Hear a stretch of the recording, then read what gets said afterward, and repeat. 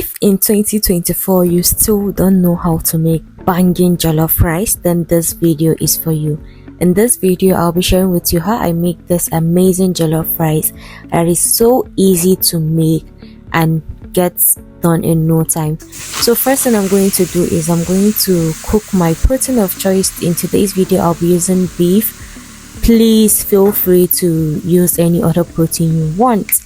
The reason for this important step is because I will be needing the stock for this. So I added some curry, thyme, seasoning, ginger, garlic powder, chopped onions, and then I'm going to give everything a good stir, ensuring everything is well mixed and well cooperated. After that, I'm going to add enough water that will cook this beef and then cover and let it cook completely until it has this amazing stock left and my meat is tender.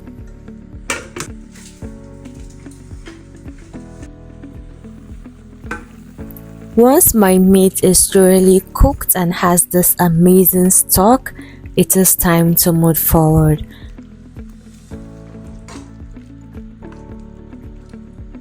I'm going to fry my beef in some oil until it is beautiful red brown.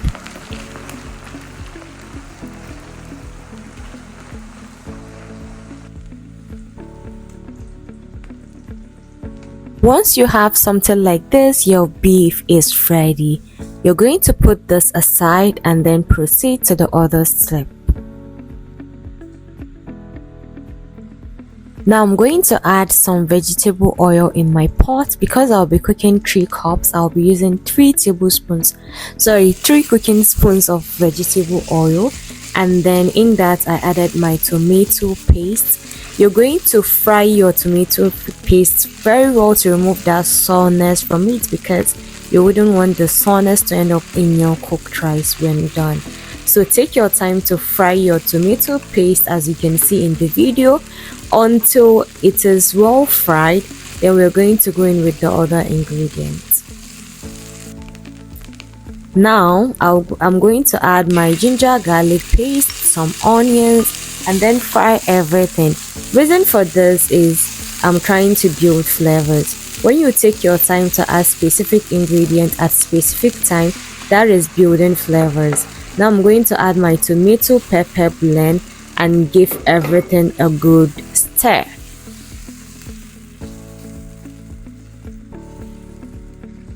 I'm going to add some bay leaves, curry, thyme, salt and seasoning. That's literally all you need when you're making jollof rice. You don't need all the spices in this world.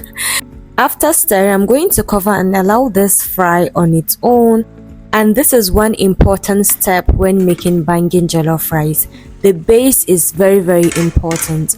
Once you have something like this, when your base is well fried, you're going to go in with your meat stock. Remember our meat stock that I kept earlier, so you're going to need that now.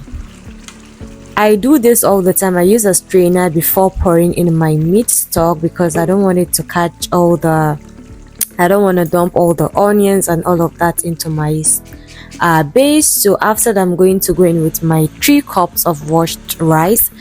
Give everything a good stir.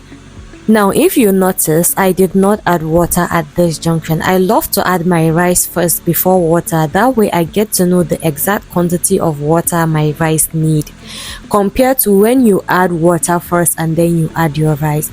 You might add more water than your rice need. I don't know if I'm making sense, but this is one thing I always do to ensure my rice are well separated and very soft. So at this junction, I added my water enough that I know will cook this rice, and then I'm going to give it a very good stir. Remember, when making jollof rice, you part cook it and part steam it.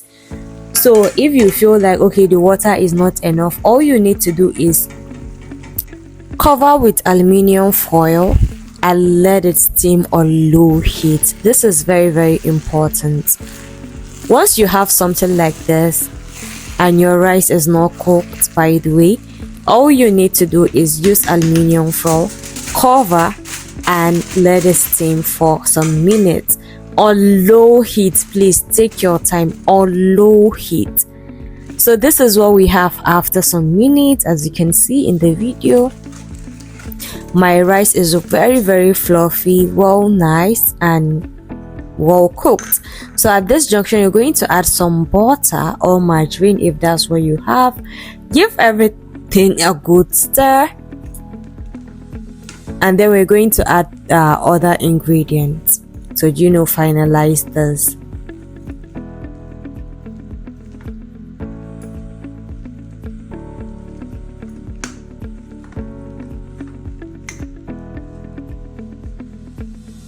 I'll go in with my fried beef and then some chopped mixed bell peppers. I use the green and the red one, and then give everything a good mix, ensuring everything is well mixed and well cooperated.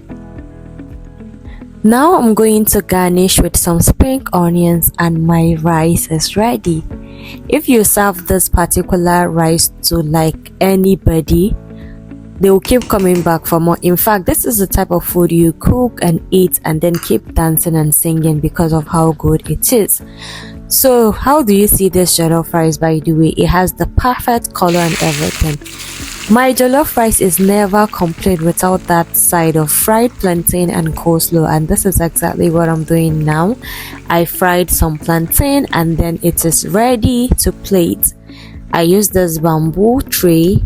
Add my rice as you can see in the video. Add as much as you want, please. You only live once. I'm gonna garnish more with some spring onions. This is my plantain and this is my coleslaw, creamy coleslaw. My cutlery set and everything is well set.